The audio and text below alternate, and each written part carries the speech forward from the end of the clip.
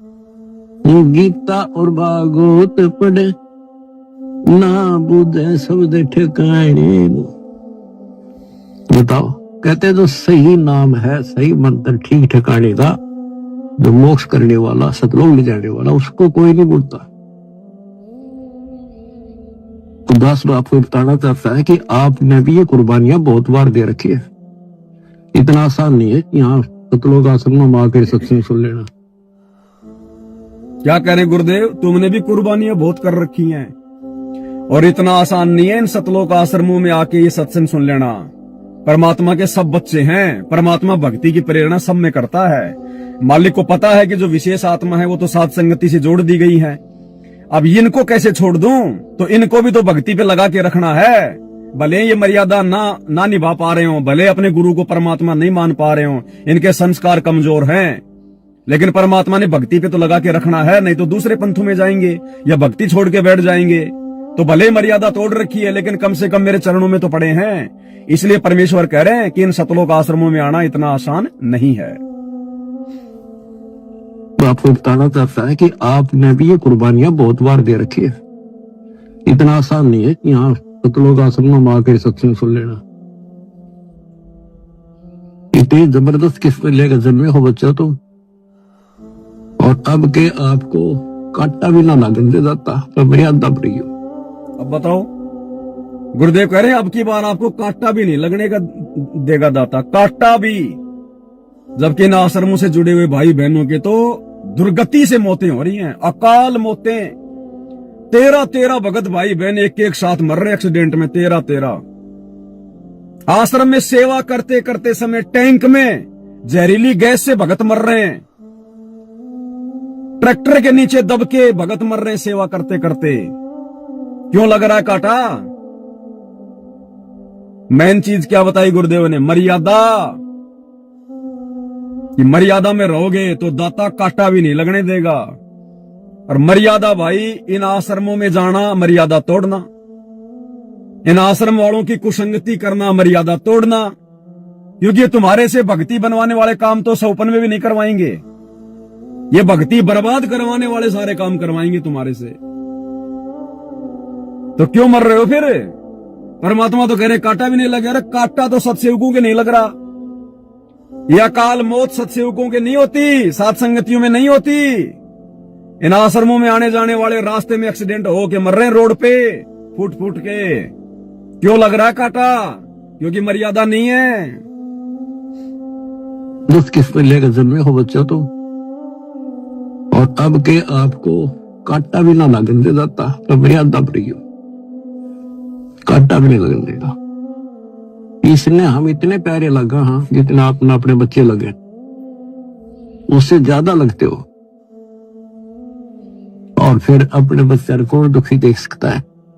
ये तो सक्षम है, समर्थ है। हम तो भाई गरीब आदमी हो, बच्चे भी दुखी, हम भी दुखी, बच्चों को देखकर हम दुखी, तो रोए लगे, हम कर कुछ नहीं सकते।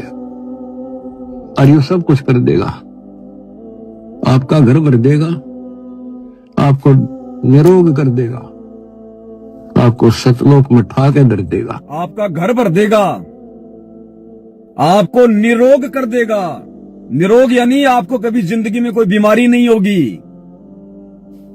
अब जो परमात्मा सत्संग में ये बात कह रहा है कि ये परमात्मा अगर भक्ति करोगे तो आपको निरोगी बना देगा, फिर हॉस्पिटल क्या अपने फूफा के लिए बना रहे हो क्या?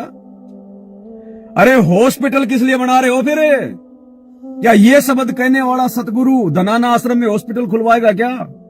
अरे हॉस्पिटल तो रोगियों के लिए बनवाई जाती हैं, और तुम्हारा गुरु कह रहा है कि मैं भक्ति से तुम्हें निरोगी कर दूंगा। निरोगी यानी कभी तुम्हें कोई रोग ही नहीं होगा। तो फिर धनाना आश्रम में 10 एकड़ जमीन में, 10 एकड़ जमीन में इतनी बड़ी हॉस्पिटल 3-4 मंजिल की क्यों बनाई जा रही है भाई? अब बताओ, तुम्हारा गुरु बनवा रहा है क्या हॉस्पिटल?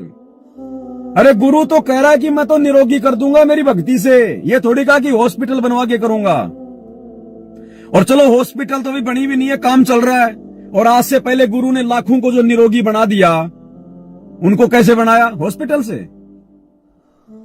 तो ये काल प्रेरणा से चल रहा है सारा हॉस्पिटल का काम, इन आश्रमों का काम। ये तुम्हारा गुरु क्या शब्द कह रहा है और आश्रमों में गुरुजी के ज्ञान के विरुद्ध सारे कर्म हो रहे हैं। अरे संत भी अगर हॉस्पिटल का काम शुरू करवाएगा तो संत की भक्ति क्या खाक है? फिर किस काम की संत की भक्ति? अरे संत शरण में आने से आई टले बला, जय मस्तक में सूली हो कांटे में टल जा। दुनिया भर की बड़ी बड़ी हॉस्पिटलों से दुखी होके दुनिया संत रामपाल जी के शरण में आके ठीक हो रही है, और ये मूर्ख परिवार सतगुरु रामपाल जी का ये हॉस्पिटल ही खोल रहा है। ये तो धंधा कर रहा है, धंधा। तुम्हें भक्ति से भी लूटेगा, क्योंकि इनको पता है, काल को पता है कि आने वाले समय में इन सब की मर्यादा तोड़वा दी गई है। तो ये क्या होंगे? ये रोगी होंगे, बीमार होंगे। ये भक्ति का इनको कोई लाभ होगा नहीं। फिर पड़ेंगे ये बीमार। अब बीमार पड़ेंगे तो फिर क्या होगा? पैसे जमा कराओ, धनाना आश्रम में हॉस्पिटल में एडमिट हो जाओ। तुम्हें ज्योति पाठ के नाम पे भी लूटेंगे, और तुम्हें फिर ये स्वास्थ्य ठीक करने के नाम पे भी जो है वो लूटेंगे। ये दोनों तरफ से खा रहे हैं, दोनों तरफ से। दास ने पहले भी एक चुटकुला सुनाया था, अभी सुनाता हूं तुम्हें। इन सतलोक आश्रम वालों की कोऑर्डिनेटरों की हालत क्या है। एक बार क्या हुआ, जंगल में कोई गधा चला गया गलती से। अब जंगल में गधे होते नहीं इतने। अब जंगल का राजा शेर किसी दिन के लिए 2-4 दिन कहीं बाहर गया हुआ था। अब जंगल में गधा पहुंच गया अंदर गहरा, जहां बहुत सारे जानवर रहते थे। अब गधा जब बोले तो बहुत ऊंची आवाज में बोलने लगा, लंबा लंबा, ढेचू ढेचू। सारे जानवर डर गए कि भाई ये क्या बला आ गई, भाई ये जानवर तो हमने कभी देखा ही नहीं, और इसका तो मुंह भी बहुत लंबा चौड़ा है। डर गए सारे के सारे, भयभीत हो गए। अब काफी दिन बाद में शेर आया, तो शेर को डरते डरते वहां के लोगों ने कहा, वहां की प्रजा ने, कि महाराज आप कहां चले गए थे हमें अकेले छोड़ के? जंगल में तो ना जाने भयंकर जानवर आ गया।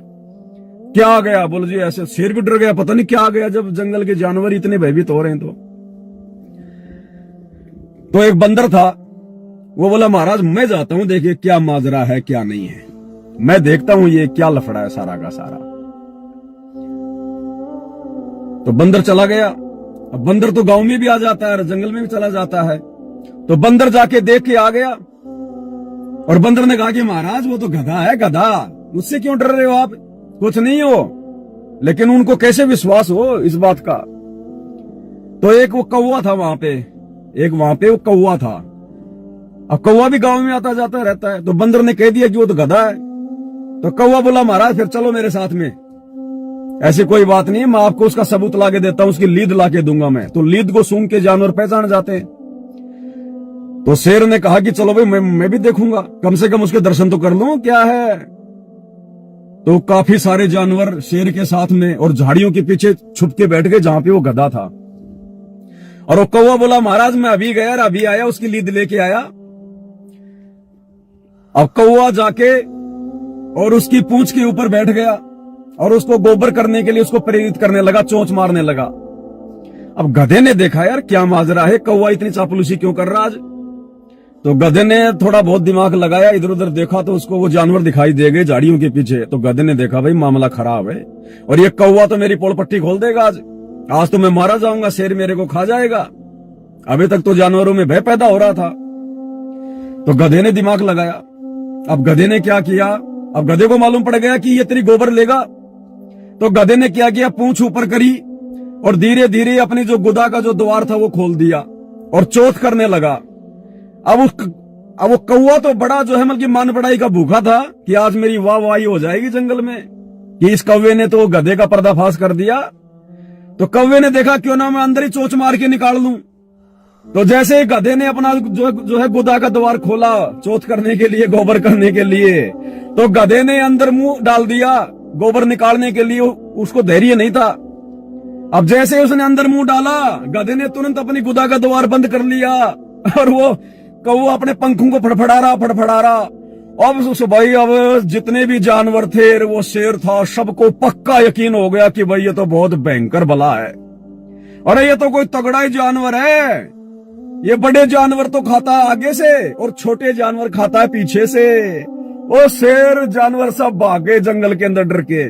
तो भाई ये सतलोक आश्रम मैनेजमेंट हरियाणा तो काल का ऐसा जानवर है, ये भक्तों को ज्योति पाठ और दान के नाम पे भी खाएगा और आने वाले दिनों में ये बीमारियों के नाम पे भी खाएगा।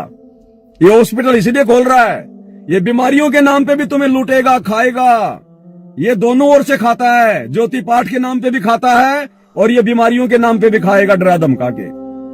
तो भाई सावधान हो जाओ, तुम्हारे बुरे दिन शुरू हो चुके हैं, क्योंकि तुम लोगों ने मर्यादा सतगुरु की रखी नहीं है। अब तुम्हारे पास में हॉस्पिटल में एडमिट होने के अलावा दूसरा चारा नहीं है। सतगुरु को पता था कि आने वाले समय में इनके साथ में यही बनेगी, ये हॉस्पिटल में एडमिट होने के योग्य ही हैं। अगर इनको मेरी भक्ति पे विश्वास होता तो ये गधे हॉस्पिटल नहीं खोलते। अरे संत तो आश्रम खोलता है, हॉस्पिटल थोड़ी खोलता है। और क्या कह रहे हैं गुरुदेव ने यहाँ पे बिल्कुल साफ कर दिया, स्पष्ट कर दिया, ये जो मर्यादा में रहेगा, भक्ति करेगा, उनका घर भर दूंगा, घर, और निरोगी बना दूंगा। तो निरोगी बनाने वाला संत कैसे हॉस्पिटल खुलवाएगा? क्या इलाज करके गुरुजी निरोगी बनाएगा? क्या इंजेक्शन लगा के ऑपरेशन करके गुरुजी निरोगी बनाएगा? तो कहां बुद्धि काम कर रही है संगत की? संत क्या कह रहा है और संत के पीछे से क्या किया जा रहा है? टोटल भक्ति के विरुद्ध काम। बच्चों को देखकर हम दुखी था, रोए लगे, हम कर कुछ नहीं सकते, और ये सब कुछ कर देगा, आपका घर भर देगा, निरोगी, आपको निरोग कर देगा, आपको सतलोक में ठा के धर देगा। दूसरी बात नहीं है, ये सत्य मान लिया। समर्थ है ये, सतगुरु जो चाहे सो कर ही, 14 कोट दूध तुम ही। समर्थ है ये, और फिर क्या कह रहे हैं? सतगुरु जो चाहे सो कर ही। तो कौन है सतगुरु वर्तमान में? सतगुरु रामपाल जी भगवान, जिनको हम सतगुरु कह रहे हैं। तो समर्थ कौन हुए? हमारे गुरुजी। और समर्थ कौन है? केवल ये कबीर भगवान। तो कौन हुए गुरुजी? स्वयं कबीर परमात्मा। और ये किसको और गुरुजी ये बात ये किसके लिए कह रहे हैं कि तुम्हारा घर भर दूंगा, तुम्हें निरोगी कर दूंगा, उठा के सतलोक में बैठा दूंगा। ये परमात्मा उन आत्माओं के लिए कह रहे हैं जो आत्मा गुरुजी की मर्यादाओं में अंत तक रहेगा, जो गुरुजी के वचन पे मर मिटेगा, जैसे साथ संगत वाले भाई बहन, उनके लिए कह रहा है परमात्मा। इनके तो हालत खराब हो रही है, आश्रमों में जाने वालों की हालत खराब हो रही है। हालत, घर घर में लड़ाई झगड़े, घर घर में लड़ाई झगड़े। अभी दास के पास न्यूज अभी पूरी तरह से आई नहीं है।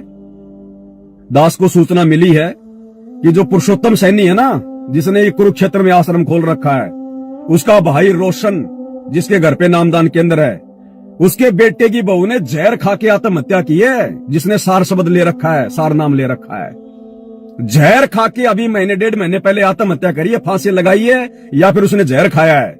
जिसके घर में नामदान केंद्र, जो आश्रम के संचालक हैं। तो भाई अब ऐसा ही होगा आने वाले समय में, दुर्गति से मौत होगी। दास ने आपको पहले भी बताया था एक सत्संग में, जहां से गुरुजी ने इनको अपनी शरण में लिया था ना, भूत प्रेतों की बाधा से, इनको जो हमल की बीमारियों से, ये वहीं पे वापस बैठा दिए जाएंगे। वही भूत प्रेत इनके वापस लगेंगे, वही बीमारियां इनको वापस घेरेंगी, क्योंकि इन्होंने सतगुरु को हल्के में ले लिया। तो इन बड़े बड़े कोऑर्डिनेटरों के घरों में ये हालत है, फांसी खा खा के मर रहे हैं, जहर पी पी के। और बाकी और कितने कोऑर्डिनेटर मर गए जहर पी पी के, आपको दास ने वीडियो बना के दिखा दिए। समर्थ है ये, सतगुरु जो चाहे सो कर ही, 14 कोट दूध तुम ही। ऊट भूत दम तरासने वाला है और चित्रगुप्त के कागज पर है। ये गीत गान के ना, ये सच्चाई उतार के परमात्मा की लाडली आत्मा हो तुम। कौन? सत्सेवक भाई बहन, भाई जो गुरु वचन पे डट गए, कट गए फंद 84 के। बाकी परमात्मा की लाडली आत्मा नहीं होती, बाकी तो आत्मा ही होती है। लाडली आत्मा कौन होती है? जो परमात्मा को अपना बाप मान ले, क्योंकि बाप ज्यादा उन्हीं बच्चों को लाड प्यार करता है जो बाप के प्रति पूर्णतया समर्पित होते हैं। एक पति अपनी उसी पत्नी को ज्यादा प्यार प्रेम देता है जो पत्नी अपने पतिव्रता धर्म पे होती है। तो लाडली आत्मा वही होती है जो गुरु के प्रति समर्पित होती है। और आज गुरु को इष्ट मानकर उस दाढ़ी मूछ वाली कबीर की समझे जाने वाली नकली फोटो को फाड़ के घर से बाहर किसने निकाला? सतसेवकों ने। बाकी तो किसी की हिम्मत भी नहीं है उस फोटो को फाड़ दे। तो कौन है लाडली आत्मा जिन्होंने अपने गुरु को अपना इष्ट मान लिया? घर घर में भोग लग रहा है। सतसेवक भाई बहन,